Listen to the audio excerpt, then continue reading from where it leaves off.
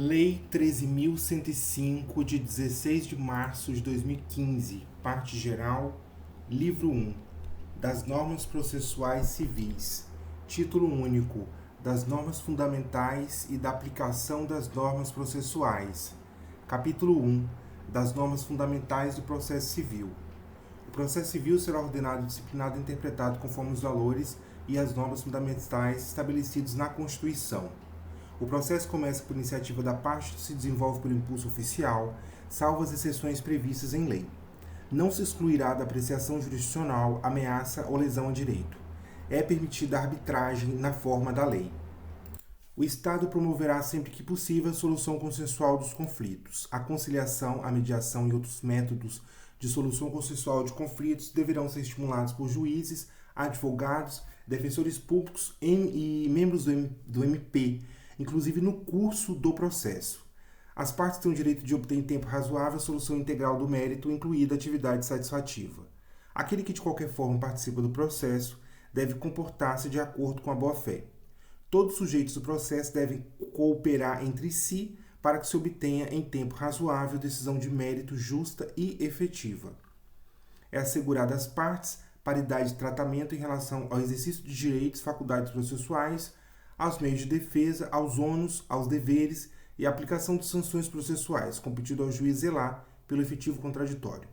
Ao aplicar o ordenamento jurídico, o juiz atenderá aos fins sociais e às exigências do bem comum, resguardando e promovendo a dignidade da pessoa humana e observando a proporcionalidade, a razoabilidade, a legalidade, a publicidade e a eficiência.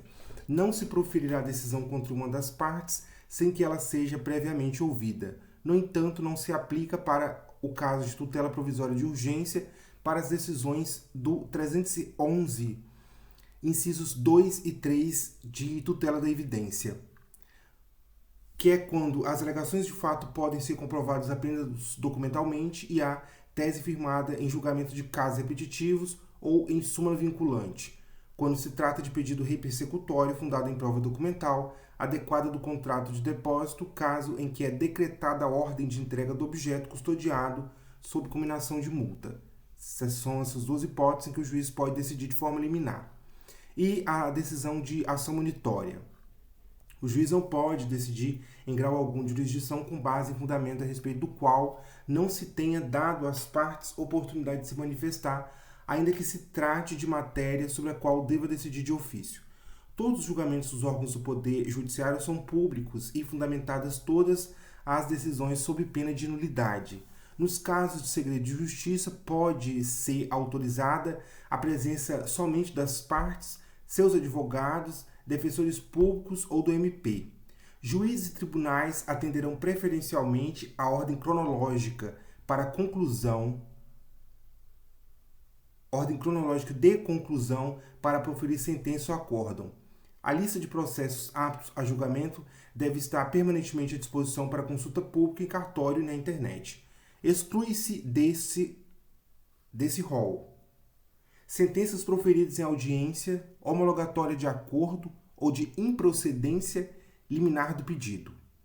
Julgamento de processos em bloco para aplicação de tese jurídica firmada em julgamento de casos repetitivos.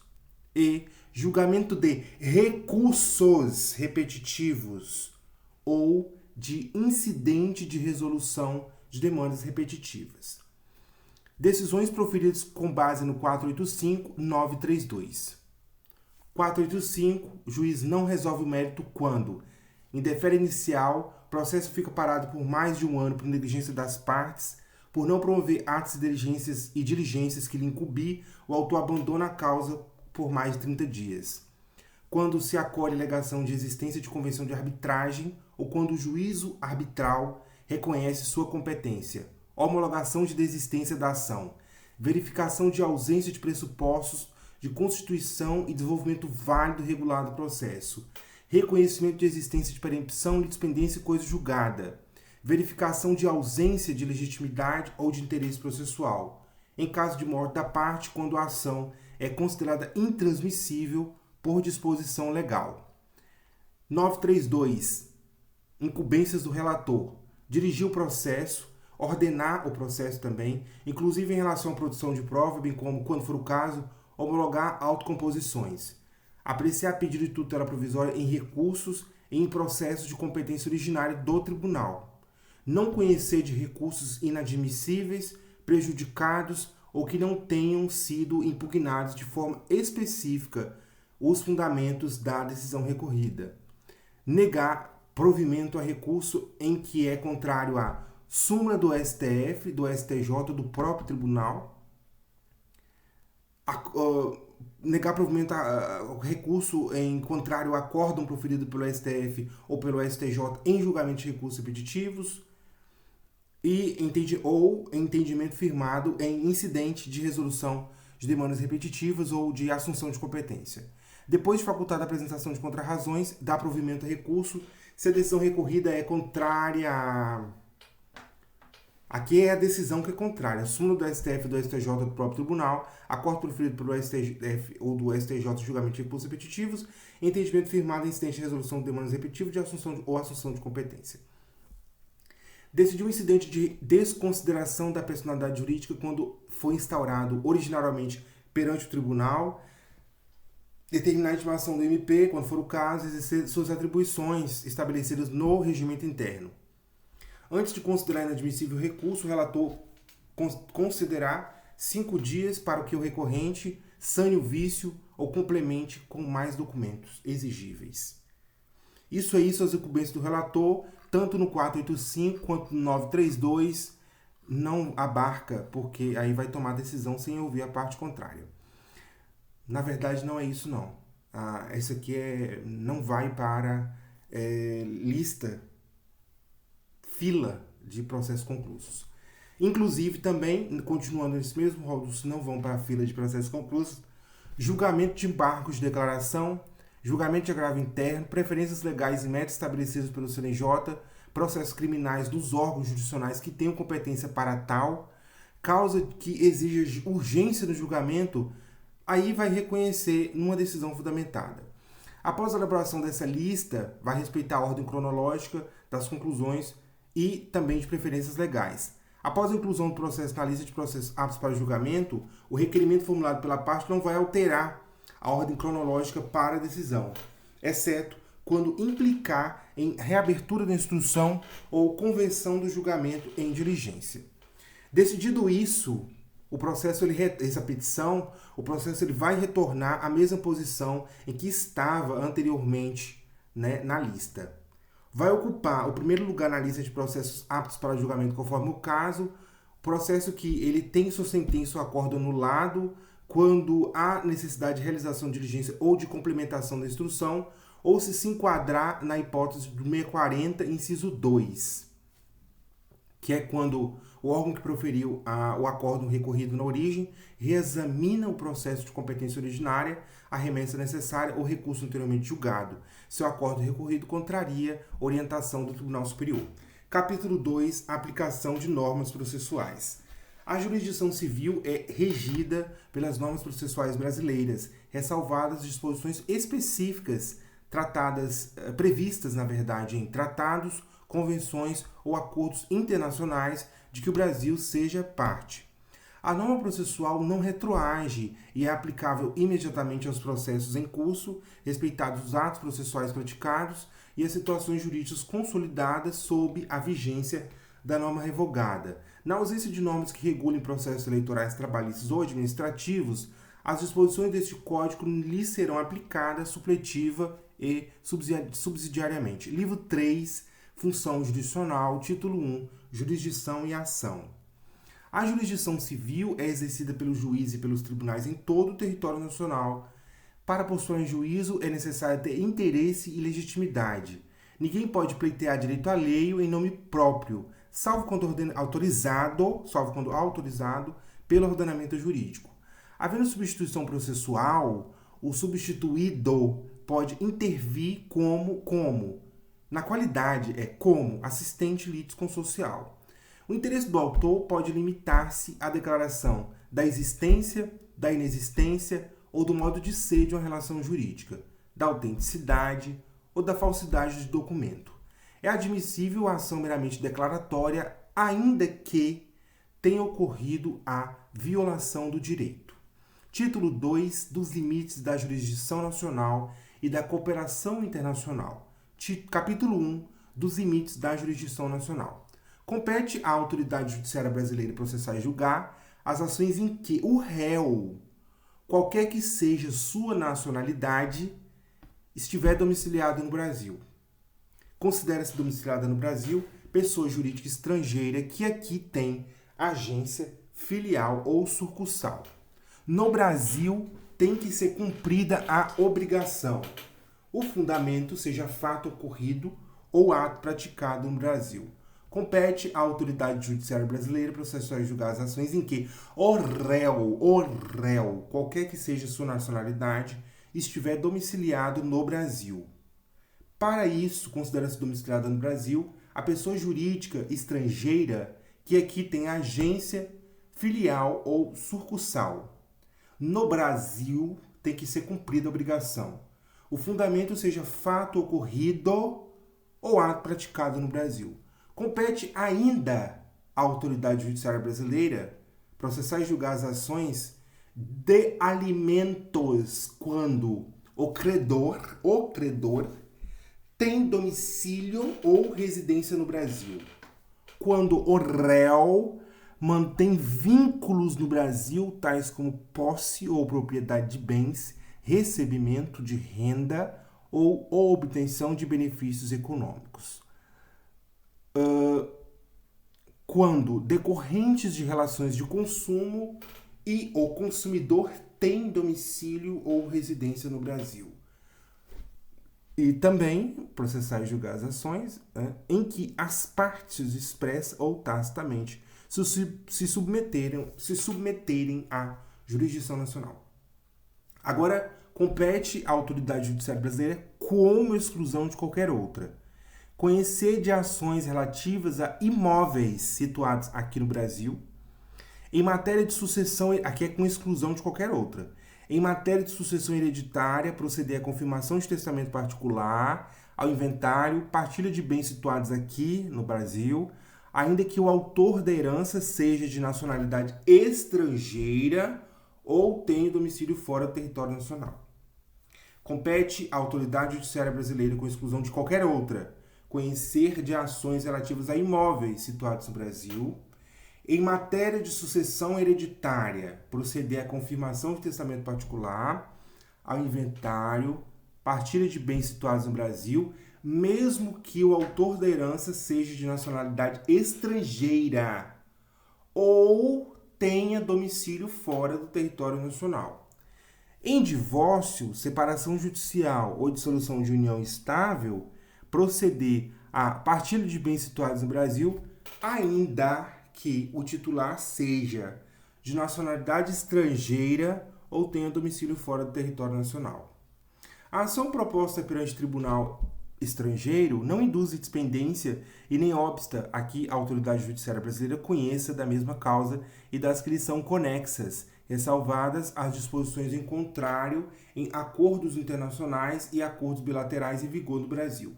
A pendência de causa perante a jurisdição brasileira não impede a homologação de sentença judicial estrangeira quando exigida para produzir efeitos no Brasil.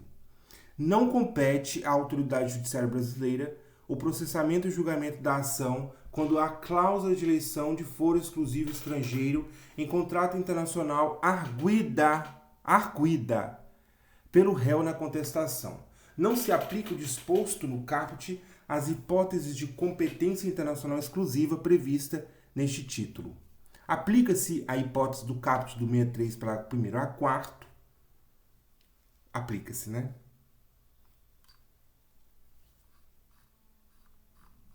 Capítulo 2, Cooperação Internacional, seção Disposições Gerais. A cooperação jurídica internacional vai ser regida por tratado de que o Brasil faz parte e vai observar o seguinte: respeito às garantias do devido processo legal no Estado requerente, igualdade de tratamento entre nacionais e estrangeiros residentes ou não no Brasil, em relação ao acesso à justiça e à tramitação dos processos, assegurando-se assistência judiciária aos necessitados, publicidade processual, exceto nas hipóteses de sigilo previstas na legislação brasileira ou na do Estado requerente, Existência de autoridade central para recepção e transmissão dos pedidos de cooperação. Espontaneidade na transmissão de informações a autoridades estrangeiras. Na ausência de tratado, a cooperação jurídica internacional poderá realizar-se com base em reciprocidade manifestada por via diplomática. Não se exige essa reciprocidade para a homologação de sentença estrangeira. Na cooperação jurídica internacional, não será admitida a prática de atos que contrariem ou que produzam resultados incompatíveis com as normas fundamentais que regem o Estado brasileiro. O Ministério da Justiça Internacional não vai admitir a prática de atos que contrariem ou que produzam resultados incompatíveis com as normas fundamentais que regem o Estado brasileiro. O Ministério da Justiça exercerá as funções de autoridade central na ausência de designação específica.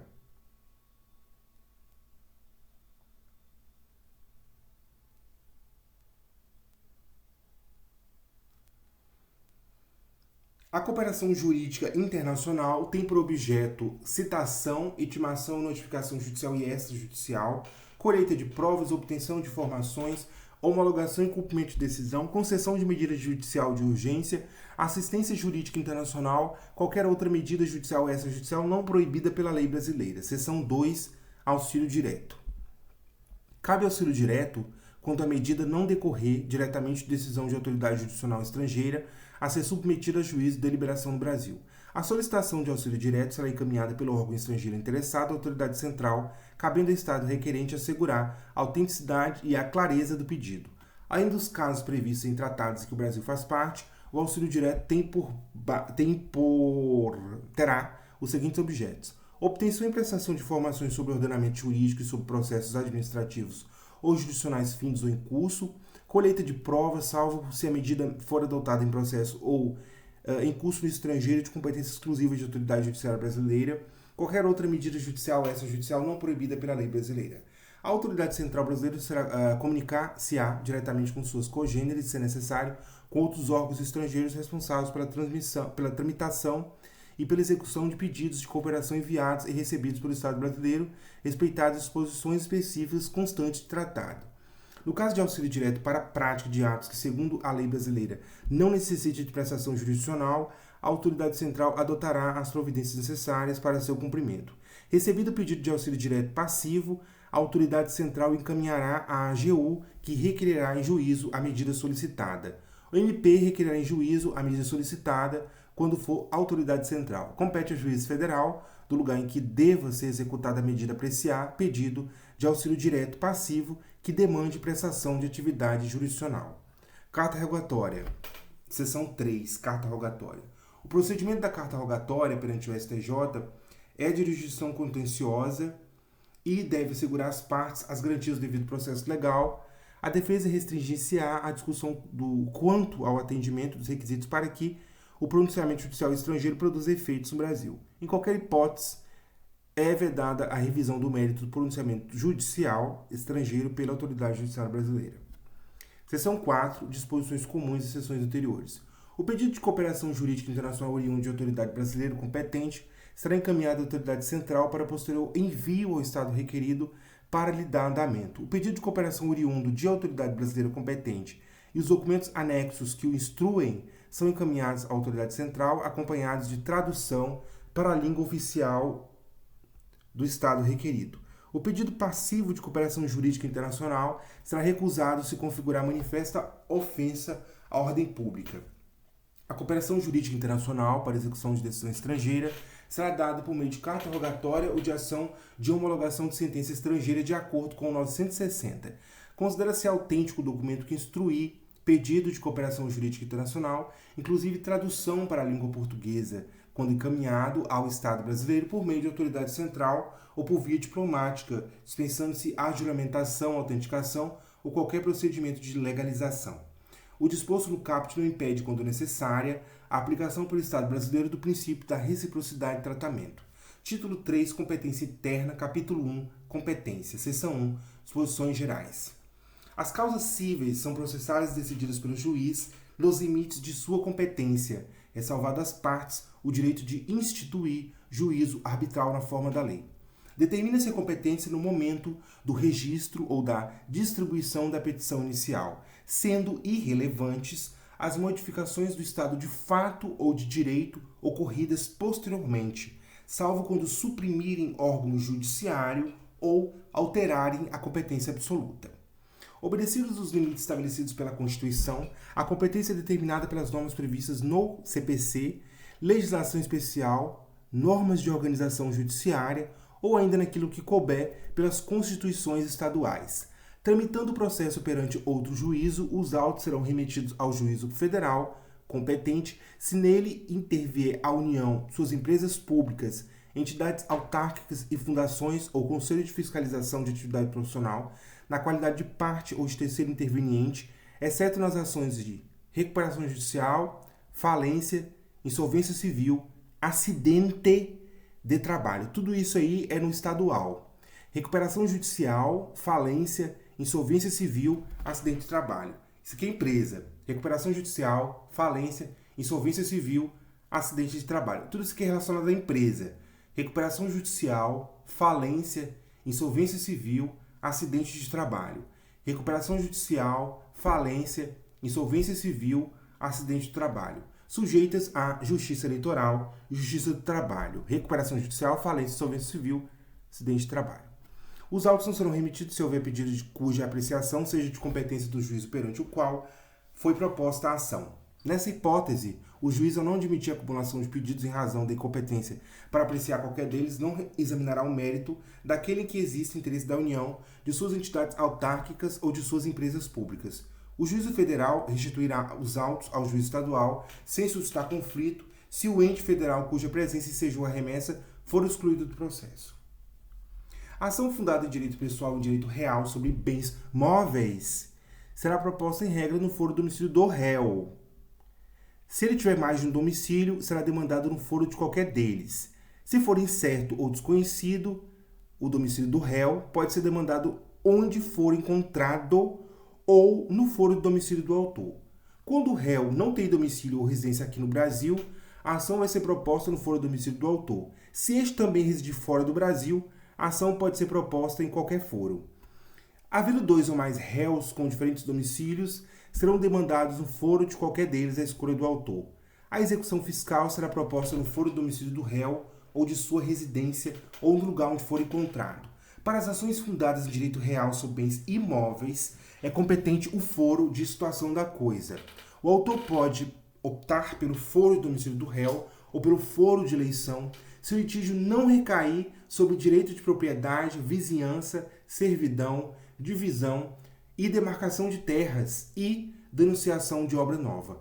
A ação possessória imobiliária será proposta no foro de situação da coisa, cujo juízo tem competência absoluta. Aqui é a possessória imobiliária.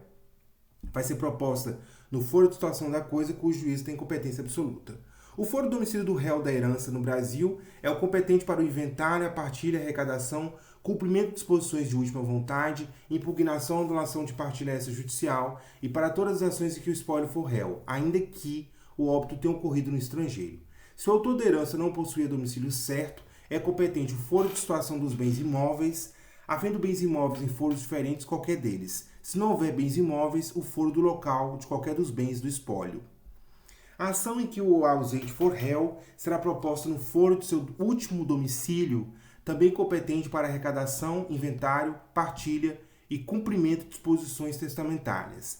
A ação em que o incapaz é réu será proposta no foro do domicílio de seu representante ou assistente. É competente o foro do domicílio do réu para as causas em que seja autor a união. Se a união for a demandada, a ação pode ser proposta no foro do domicílio do autor, no de ocorrência do ato ou fato que originou a demanda, no de situação da coisa ou no DF. É competente o foro de domicílio do réu para as causas em que seja autor o Estado ou o DF. Se Estado ou DF for demandado, a ação poderá ser proposta no foro de domicílio do autor, no de ocorrência do ato ou fato que originou a demanda, no de situação da coisa ou na capital do respectivo ente federado. É competente o foro para ação de divórcio, separação, anulação de casamento e reconhecimento ou dissolução de união estável, domicílio do guardião de filho incapaz, último domicílio do casal, se não tenha filho incapaz, do domicílio do réu, se nenhuma das partes residir no antigo domicílio do casal, do domicílio da vítima de violência doméstica com relação a Maria da Penha, de domicílio e residência do alimentando para a ação em que se pedem alimentos, do lugar onde está a sede para a ação em que for ré pessoa jurídica, onde se acha agência ou sucursal quanto às obrigações que a pessoa jurídica contraiu, onde exerce suas atividades para a ação em que for ré sociedade ou associação sem personalidade jurídica, onde a obrigação deve ser satisfeita para a ação em que se lhe exigiu o cumprimento, de residência do idoso para a causa que verse sobre direito previsto no respectivo estatuto, sede da serventia notarial de registro para ação de reparação de dano ou por ato praticado em razão do ofício, do lugar do ato ou fato para ação de reparação de dano, ato ou fato, reparação de dano ou em que o réu, em que for réu, administrador ou gestor de negócios alheios, de domicílio do autor ou do local do fato para ação de reparação do dano sofrido em razão de delito ou acidente de veículos, inclusive aeronaves. Seção 2. Modificação da competência. A competência relativa pode ser modificada pela conexão. A relativa pode ser modificada pela conexão ou pela continência. Observando agora. Reputam-se conexas duas ou mais ações quando se for comum o pedido ou a causa de pedir. Ou o pedido ou a causa de pedir. Não é e, é ou. Conexas duas ou mais ações quando for comum pedido ou a causa de pedir. Os processos de ações conexas serão reunidos para decisão conjunta, salvo se um deles já houver sido sentenciado. Aplica-se o disposto no caput à execução de título extrajudicial, a reunião de processos. Execução de título extrajudicial, ação de conhecimento relativo ao mesmo ato jurídico, execuções fundadas no mesmo título executivo.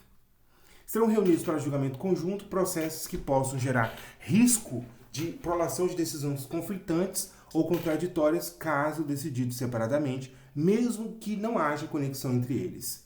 Continência é entre duas ou mais ações quando a identidade quanto às partes e a causa de pedir.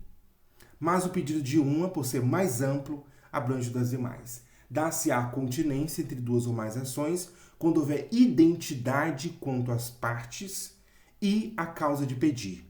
Mas o pedido de uma, por ser mais amplo, abrange das demais.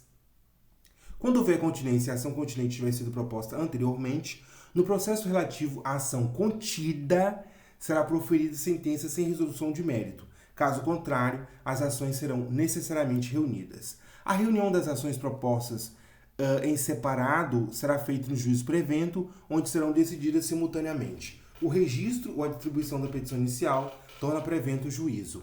Se o imóvel se achar situado em mais de um estado, comarca, seção ou subseção judiciária, a competência territorial do juízo prevento estender-se-á sobre a totalidade do imóvel.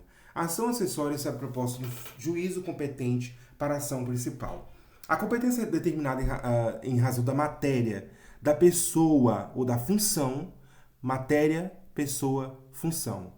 É inderrogável por convenção das partes. As partes podem modificar a competência em razão do valor e do território, elegendo foro onde será proposta a ação oriunda de direitos e obrigações. A eleição de foro só produz efeito quando constar de instrumento escrito e aludir expressamente determinado negócio jurídico. O foro contratual obriga os herdeiros sucessores às partes. Antes da citação, a cláusula de eleição do foro, se abusiva, pode ser reputada ineficaz de ofício pelo juiz, que determinará a remessa dos autos ao juízo do foro de domicílio do réu. Citado, incumbe ao réu alegar a abusividade da cláusula de eleição de foro na contestação sob pena de preclusão. Seção 3. Incompetência. A incompetência absoluta relativa será alegada como questão preliminar de contestação. A incompetência absoluta pode ser alegada em qualquer tempo e grau de jurisdição e deve ser declarada de ofício. Após manifestação da parte contrária, o juiz decidirá imediatamente a alegação de competência. Caso a alegação de competência seja acolhida, os autos serão remetidos ao juízo competente.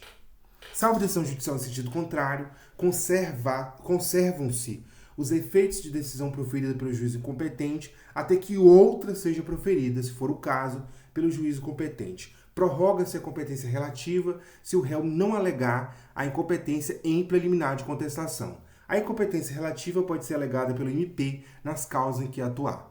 Conflito de competência quando 2 ou mais juízes se declaram competentes, 2 ou mais juízes se consideram competentes, atribuindo um ao outro a competência. Entre 2 ou mais juízes surge controvérsia acerca da reunião ou separação de processos. O juiz não pode acolher a competência declinada. O juiz que não acolher a competência declinada deverá suscitar o conflito, salvo se atribuir a outro juízo. Capítulo 2. Cooperação nacional. Aos órgãos do Poder Judiciário Estadual Federal Especializado Comum, em todas as instâncias e graus de jurisdição, inclusive aos tribunais superiores, incumbe o dever de recíproca de cooperação por meio de seus magistrados e servidores. Os juízes poderão formular entre si pedidos de cooperação para a prática de qualquer ato processual. O pedido de cooperação judicional deve ser prontamente atendido, prescinde de forma específica e pode ser executado com auxílio direto, reunião a pensamento de processos, prestação de informações, atos concertados entre os juízes cooperantes. As cartas de ordens precatória e arbitral seguirão o regime previsto neste Código. Os atos concertados entre os juízes cooperantes poderão consistir, além de outros, no estabelecimento de procedimento para a prática de citação, intimação e notificação de ato, obtenção e apresentação de provas e coleta de depoimentos, efetivação de tutela de provisória, efetivação de medidas e providências para a recuperação e preservação de empresas, facilitação de habilitação de créditos na falência e na recuperação judicial, centralização de processos repetitivos, execução de decisão jurisdicional. O pedido de cooperação judiciária pode ser realizado entre órgãos jurisdicionais de diferentes ramos do Poder Judiciário. Livro 3, Sujeitos do Processo. Título 1, Partes e Procuradores. Capítulo 1, Capacidade Processual. Toda pessoa que se encontre no exercício de seus direitos tem capacidade para estar em juízo. O incapaz será representado ou assistido por seus pais, tutor ou curador, na forma da lei. O juiz nomeará curador especial ao incapaz se não tiver representante legal ou se os interesses deste colidirem com os daquele, enquanto durar a incapacidade. Ao réu preso revel, bem como ao réu revel, citado por edital ou com hora certa, enquanto não for constituído advogado. A curatela especial será exercida pela Defensoria Pública nos termos da lei. O cônjuge necessitará do consentimento do outro para propor a ação em que verse sobre direito real imobiliário, salvo quando casado sob o regime de separação absoluta dos bens. Ambos os cônjuges serão necessariamente citados para a ação que verse sobre direito real imobiliário, salvo quando casados sob o regime de separação absoluta de bens, resultante de fato que diga respeito a ambos os cônjuges ou de ato praticado por eles, fundada em dívida contraída por um dos cônjuges a bem de família, que tenha por objeto de reconhecimento a Constituição ou extinção de ônus sobre o imóvel de um ou de ambos os cônjuges. Nas ações possessórias, a participação do cônjuge, do autor ou do réu somente é dispensável nas hipóteses com posse ou de ato por ambos praticado. Aplica-se o disposto neste artigo a união estável comprovada. O consentimento previsto em 73 pode ser suprido judicialmente quando for negado por um dos cônjuges sem justo motivo, ou quando lhe for impossível concedê-lo. A falta de consentimento, quando necessário e não suprido, invalida o processo. Representação ativa e passivamente. União, AGU, diretamente ou mediante órgão vinculado. Estado, DF, procuradores. Município, pelo prefeito, procurador ou associação de representação de municípios, quando expressamente autorizada. Autarquia e fundação de direito público, a lei é que vai designar. Massa falida, o administrador judicial. O administrador judicial é massa falida.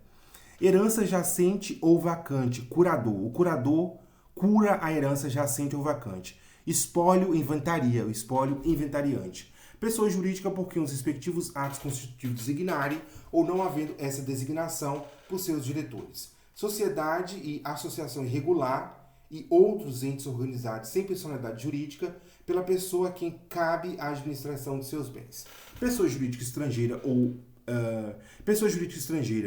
pelo gerente, representante ou administrador de sua filial, agência sucursal aberta e instalada no Brasil. Condomínio pelo administrador ou síndico. Quando o inventariante for dativo, os sucessores do falecido serão intimados no processo no qual o espólio seja parte. A sociedade ou associação sem personalidade jurídica não poderá opor a irregularidade de sua constituição quando demandada. O gerente de filial ou agência presume ser autorizado pela pessoa jurídica estrangeira a receber citação para qualquer processo. Os Estados e o DF poderão ajustar compromisso recíproco para a prática de ato processual por seus procuradores em favor de outro ente federado, mediante convênio firmado pelas respectivas procuradorias. A representação judicial do município pela Associação de Representação de Municípios somente poderá ocorrer em questões de interesse comum dos municípios associados e dependerá de autorização do respectivo chefe do Poder Executivo Municipal, com indicação específica do direito da obrigação a ser objeto das medidas judiciais. Verificada a incapacidade processual ou a irregularidade da representação da parte, o juiz suspenderá o processo e designará prazo razoável para que seja sanado o vício. Descumprida a determinação, caso o processo esteja na instância originária, o processo será extinto se a providência couber ao autor, o réu será considerado revel se a providência lhe cabia. O terceiro será considerado revel excluído do processo, dependendo do polo em que se encontre. Descumprida a determinação em fase recursal perante Tribunal de Justiça, TRF ou Tribunal Superior, o relator não conhecerá do recurso se a providência cabia ao recorrente, determinará o desentranhamento das contrarrazões se a providência cabia ao recorrido.